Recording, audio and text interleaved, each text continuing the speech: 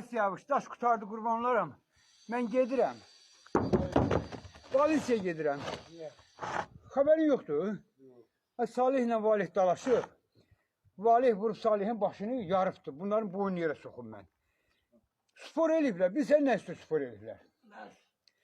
Spor eliblər. Salih deyibdi ki, mən gedib gecə qəbirstanlıqda aş pişirə bilərəm. Valih də deyib ki, pişirəməzsən. Deyib ki, pişirərəm. Deyib, yaxşı.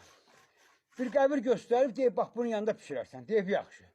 Demək, Salih gecə Valihdən qabaq gedib, qəbirin yerində yeri qazıb, girib yerin altına, başını qadını qumluyub da, Salih boynu yerə soxumda gecə gəlib, ocaq qalıb, aşı pişirən Mameddə deyib ki, Valih deyib ki, bunu qorxuzacam da. Əlini aşağıdan belə yuxarı qaldırıb, nə desə yaxşıdır. O ay, o aşdan mana da ver, o aşdan mana da ver. Bu Mameddə Valih nə varsa yaxşıdır. Əlindəki çömçü ilə nətər vurubsa təpəsinə.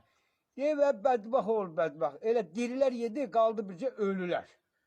Ha, vurandan sonra baxıb ki, bu boynu yerə soxduğumda, özü bir dənə vurmur və 3 dənəsini vurub.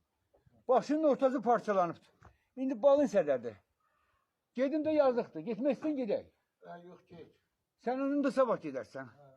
Soxun böyle seydilər də. Sənin qəbirstanı...